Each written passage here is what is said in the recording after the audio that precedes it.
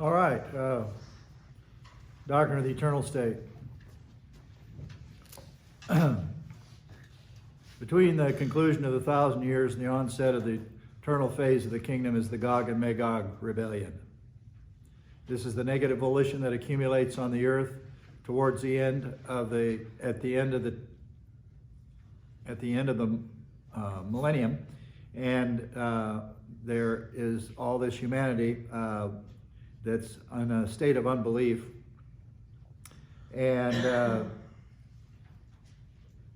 casting of Satan in the lake of fire, the resurrection of all unbelievers, the dissolution of the present creation, and the great white throne judgment. We went over that last time. After this, God creates a new heaven, new earth, which event begins the eternal phase of the kingdom on earth.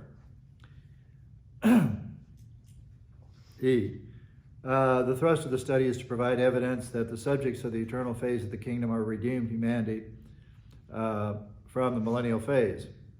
Now this is another twist on this and another development. We dealt with the disposition of all unbelievers that end up the millennial era. Under the baptism of fire, they are destroyed from the earth. That does not answer the question, which we will get to, with regard to those who are in the millennium and who are believers, who become believers during the 1,000 years. Further, it will be shown that humanity in the eternal phase consists of two distinct categories. Excuse me. Namely, resurrected saints from the preceding dispensations, age of the Gentiles, age of Israel, church age, and tribulation, not including the millennium, that will reside in the New Jerusalem, and humanity existing in a state very similar to that of Adam and Eve before they sinned. Which takes us back to God's plan was not to put Adam and Eve in the garden and set them up for failure. They failed of their own free will, individually, and brought the human race into this state of spiritual death with all of its woes. So, can God, if Adam and Eve hadn't, if Adam and Eve hadn't have sinned,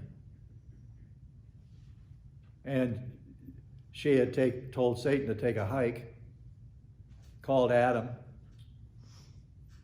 with this sudden event and another day of her life, when her reptilian pet starts talking to her.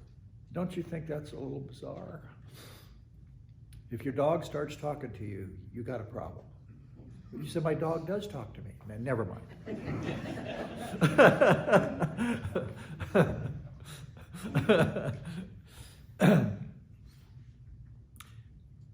Had they resisted the temptation, had the temptation been thrown off and resisted, then right then and there, Satan would have been judged. And they would have went on and had children, and this earth would have been populated with people without a sin nature and without a need to be saved. That's the whole point. Well, that didn't happen. So here we are. So what I'm trying to get at is, I'm probably getting ahead of myself, and I am. Those existing under eternal life in a natural body will be ruled by those who reside in the New Jerusalem in resurrection bodies, such as Jesus Christ currently possesses. Those who start up the eternal civilization will consist of believers brought over into the eternal state, or the new earth, from the millennial age in natural bodies, just as those who make up the millennial phase are those who survive the trib. The people on earth today after the rapture, there's so many of these people that are going to survive the horrific judgments of the tribulation worldwide. Jews and Gentiles. And they will be the seed population for starting up the millennium. It'll probably be fairly amazing how few people survive in their natural bodies. Unbelievers will be removed from the earth. There'll be unbelievers who go through the millennium that won't die. But everybody that remains after the dust is settled, so to speak, and the judgments are over, everybody, wherever they're at on earth, hiding in a hole in the ground somewhere, in a remote spot, angels will be sent out and airlift them to Israel. In other words, somebody's at the door. And this angel will airlift these people. I will send out my angels. They will collect all the remnant of the tribulation. They'll bring them into the Middle East and stand before Christ in one of the judgments. On his left will be the goats. That's the unbelievers, the symbol for unbelievers. On the right, the sheep. That's in Matthew 25. The goats will be baptized in fire, and what will be left of their bodies is little ashes on the ground people will walk over. And the others will get the opposite treatment. Inherit the kingdom prepared for you from the foundation of the world. You're the pioneers. You're the pioneers of the new civilization. And it will be from the different nations and different ethnic groups, and they will fan out, and imagine, and it could just be a handful. And we're going here, and we're going there, and start up new nations. It's a slow process. Survival first, you got to eat, But then as they have children, this thing will start to build. At first, it won't look like much. Other than all these resurrected believers and the glory of Jerusalem and all that, and the fact that the whole earth will be cleaned up. He won't leave it like it was for humans to have to clean it up. All the pollution, all the oceans will be wrecked. They'll have to be restocked. God's great big fish tank.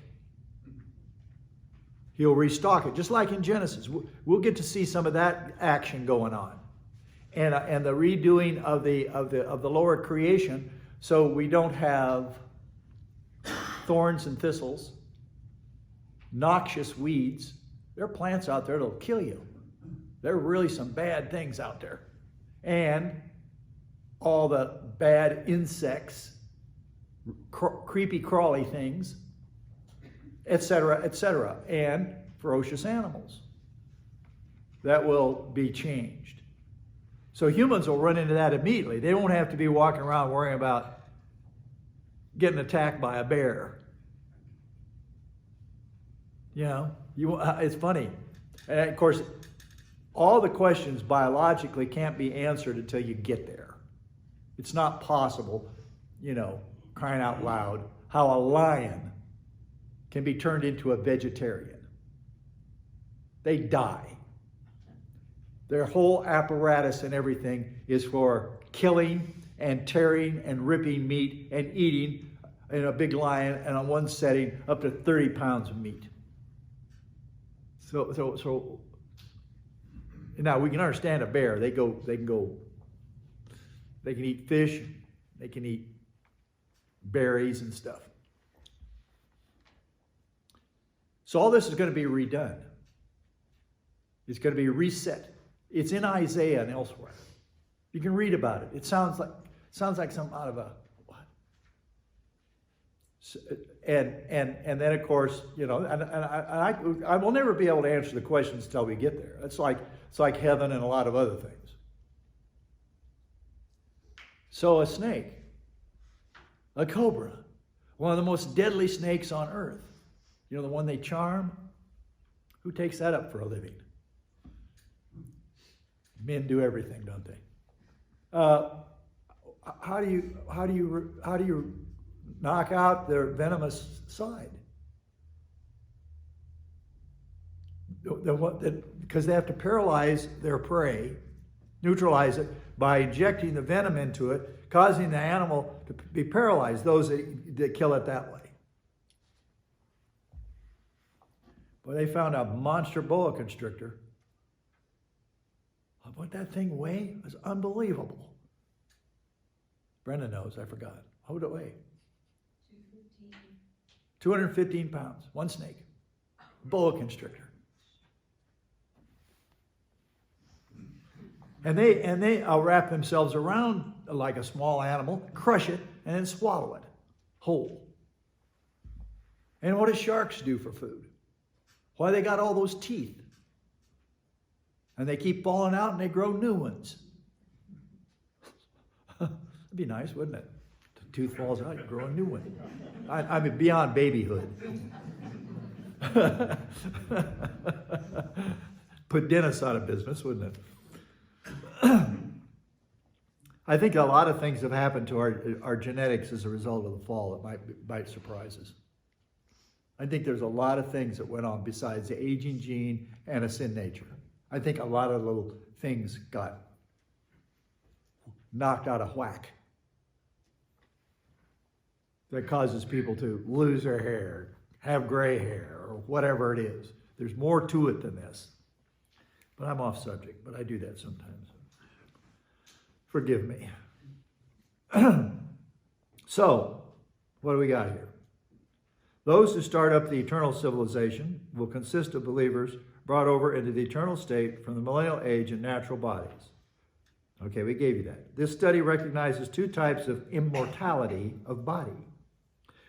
The first is the kind of immortality Adam and Eve possessed before they fell. Now, I don't mean they couldn't fall down and hurt their biological body, drown, fall off of something, but their bodies, they were created adults, and had they not fallen and nothing bad befell them after the fact, in fact, the curse that fell down turned these animals to be, certain of them, to be dangerous to humans. The curse hit the animal kingdom too.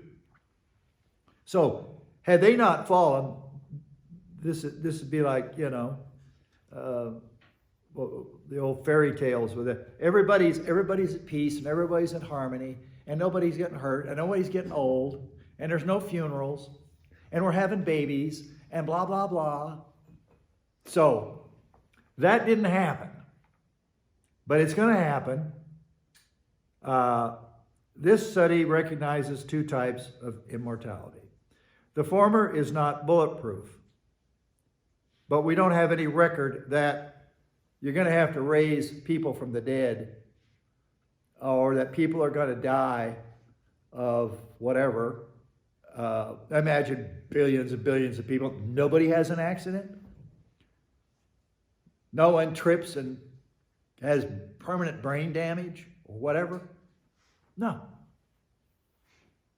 It's perfection with a capital P.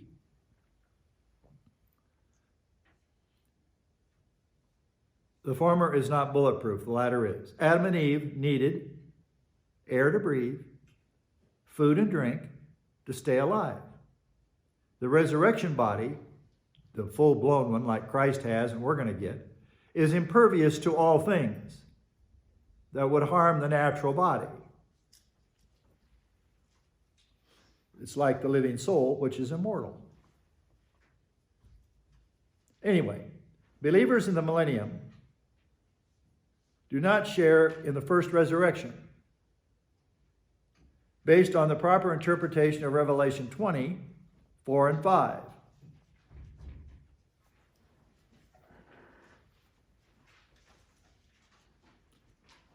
I gotta see here. I got the right one. Okay. Then I saw thrones, and they sat on them, and judgment was given to them, and I saw the souls of those who had been beheaded. These are tribulational martyrs. Those that wouldn't take the mark under the Antichrist rule. They're going to go to the trouble to behead people. This is kind of an occultic thing. There's a special, for them, meaning in cutting the head off versus killing someone in a less gory or obvious way. Beheading was the way they killed people during the French Revolution, the guillotine. So these are believers who have their heads cut off. And and because of the word of God, and those who had not worshipped the beast nor his image, and had not received the mark on their forehead and on their hand, they came to life and reigned with Christ for 1,000 years. Now, pick one of these. We'll take a European. Some European person. The rapture occurs. It's not a believer. Hears all this. Believes in Jesus Christ. Won't take the mark. And gets his head cut off. And this is going to be a lot of people. However many years till the end of the millennium, he and those that fall into that category will be raised from the dead. They'll be given a full-blown resurrection body. Always know my distinction between full-blown and just a regular Jesus raised Lazarus from the dead or something. And they came to life and they reigned with Christ for 1,000 years. Well, that's a pretty good trade-off. All you had to do is get your head chopped off. I know it doesn't sound inviting. All you had to do is get your head chopped off. Your soul goes to heaven. You're immediately in no pain. And then the second advent occurs, and your soul's pulled out of heaven, and your head's put back on your body, so to speak. You're given a resurrection body. Not a bad trade-off. And you're given because you honored the Lord in the trib by saying no to the system. You're going to get a distinction, and you didn't even spend that many years. In some cases, hardly a year. You're just basically a believer, but you knew enough from the Bible and heard the information and acted on it. The rest of the dead did not come to life until the 1,000 years were completed. This is the first resurrection. Okay. Now,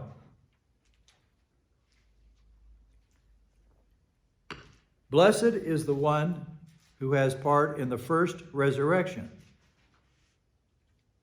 Over those, the second death has no power. They don't have to worry about that. Hell and beyond. But they will be priests of God and of Christ and will reign with him for 1,000 years. All right. The primary focus of these two verses is tribulational martyrs. B, under Roman numeral 2, they are resurrected at the second advent. And they, like the church, reign with Christ during the millennial phase.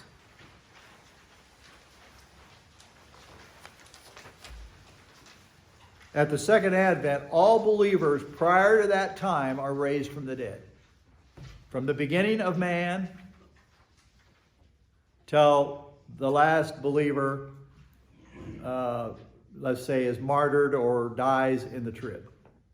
They will all get a resurrection body. That's the first resurrection. Back up.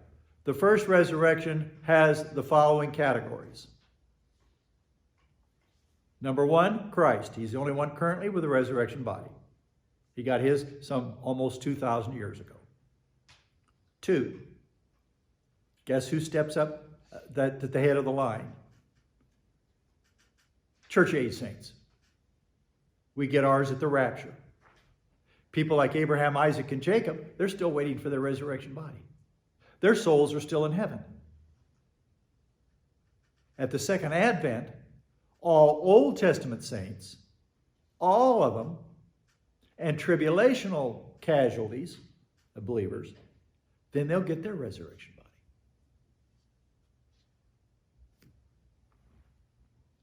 This is the first resurrection. And we could break it down even further, but there's two fellows that get their resurrection body at the midpoint of the trib. What? Moses and Elijah. They're beheaded. They are beheaded by the Antichrist.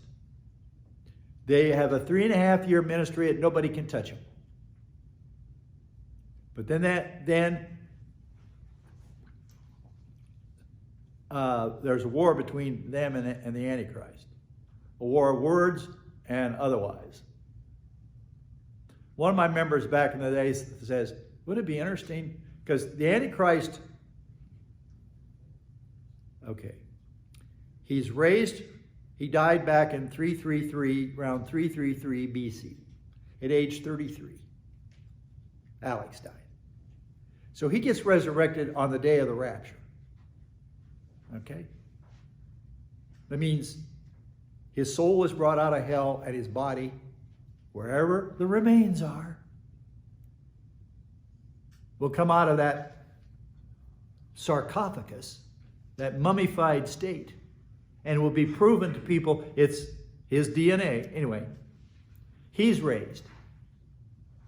His soul is brought out, his body is redone, and as I was talking to someone before class, he will be downloaded with information, past, present, and future, like you can't believe. He'll be able to think circles around the average, intelligent, in the know, politico, whatever you want to call him. He'll have every answer. He has to. He can't work his way to the top and prove himself. He's going to be proving himself right and left. He's going to say things that are going to be true. He's going to do things and they're going to be successful. He goes to war, it is going to be some stalemate. He's going to know what moves to make when he pulls together this 10-nation confederation. Then, in the midpoint of the tribulation, he's assassinated. Well, this person said to me, what if he's assassinated by one of the judgments brought down out of heaven by the two witnesses? These are the two fellows from the past that pop up on the earth at the rapture, which we've identified as the revisitation of Moses and Elijah in the modern world, set out there in the Judean wilderness, outside Jerusalem, where John the Baptist started his ministry, crying in a wilderness. And the way they won't just be able to be dismissed, oh, too few prophets and blah, blah, blah, is because they will bring environmental judgments at their word on the nations. Both Moses and Elijah were miracle-working prophets. Most of the prophets, no, they didn't do miracles. Daniel didn't do miracles. He was the object of a miracle or two, but he didn't do any. But they were miracle-working. Moses, as we know, and Elijah, the fire out of heaven trick. And they will bring these environmental judgments, and it says the whole world will hate them. But at the same time, they will have a message that goes with it. And they will be calling Israel, that is peaking in their positive volition, to the Lord. They will have 144,000 converts just from young male Jews who are virgins, who form up the 144,000, and they'll take over the ministry and carry on after that. But Moses and Elijah, their main focus is Israel, but everyone's going to hear their message because they will be nightly news talk. You can't hide this. When you have contaminated someone's major river, that will tend to get their attention. And you sent all kinds of assassins out there to kill them, and it doesn't work. It's frustrated. It's like they live in a bubble. But the person said that, what if he kills the Antichrist? And then God pops the Antichrist back on their feet. It makes a lot of sense when you read the verse in Thessalonians. God says, I'm going to send the human race strong delusion that they'll believe the lie. If your presupposition is negative volition, then we're going to just feed you right down into it. You may not think that's a righteous thing, but apparently it's okay with God. I'm going to send you want to follow Satan, and I'm going to send you strong delusion. And underline the word strong.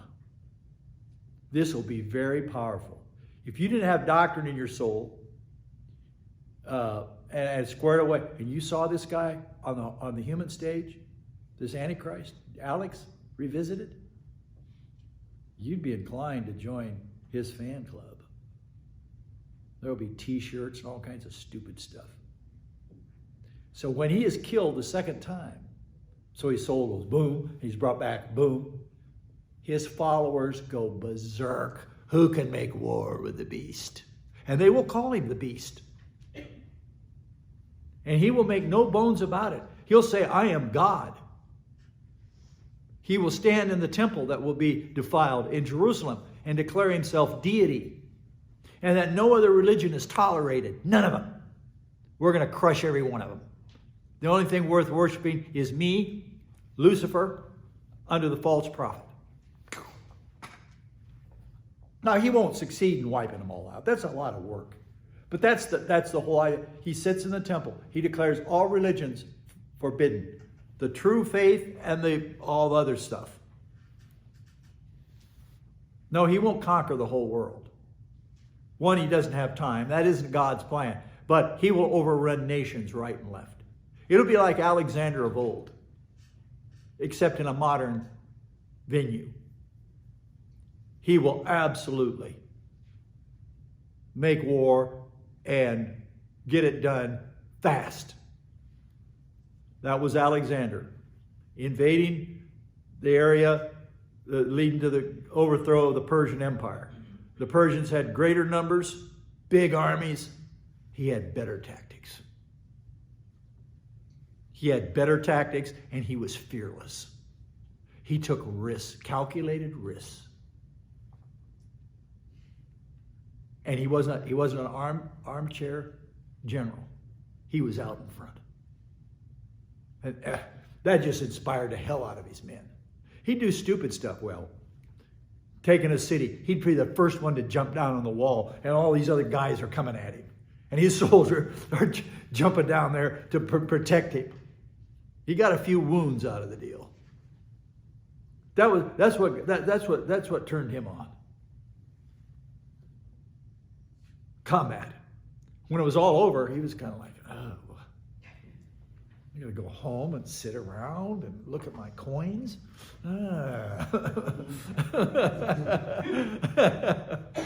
That was him. So, blonde hair, blue-eyed, Alexander the Great. And so, Moses and Elijah will be executed. And those that had been hurt by their judgments will be celebrating. They said they'll be exchanging gifts. I don't think it's going to be celebrating Christmas. They're exchanging gifts. They're celebrating, partying. Never underestimate the ability of people in bad times to party.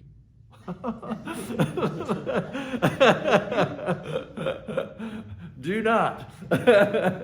Anyway, on all the TV, on all the media will be focused on these two decapitated corpses. It'll be like streaming on there constantly for 3.5 days. I believe it's 3.5. And then a voice comes while everybody's watching and celebrating. We got rid of these. Well, yeah, we're going to win. See how those stupid people are. Why don't you turn to the book of Revelation and find out how it ends? But oh no, we don't want to do that. So we're celebrating, and out of heaven comes a voice. It's God. Like during the ministry of Christ, a voice out of heaven. Come up here. It says they will stand on their feet. Of course, their heads are put back on their bodies. And they get to mimic an ascension like the ascension of Christ. When Christ left in his ascension, he didn't go out of here just like that. He went up like this. And all these 500 disciples are watching. And they're rubbernecking all the way up until they can't see him, because obviously you can only see so far. And some angels said, what are you looking up in heaven for? The same Jesus whom you saw go, he will come back. You got a task to do. And it isn't stand here on the Mount of Olives, and look and hope you can see him coming or something. So that's in Acts 2. So they're going to get their resurrection body then. And they'll go on to heaven. Like I've always said, the fun's in the details if you're positive. But you have to be an avid student and have a desire to understand these things. So see, the sentence in verse 5, which reads, the rest of the dead did not come to life until the 1,000 years were completed, is a reference to the resurrection of all unbelievers from, that should be from all believers. How'd I miss that? All believers from all the dispensations. I'm going to correct that. Oh, well, I got to. That's stupid. They constitute the second resurrection. The rest of the dead do not refer to millennial saints, as this statement is a parenthetical commentary. All right. Okay, I'm going to pick this up, clean it up Tuesday. All right, let's everybody get in place, and we're going to observe the Lord's table one more time.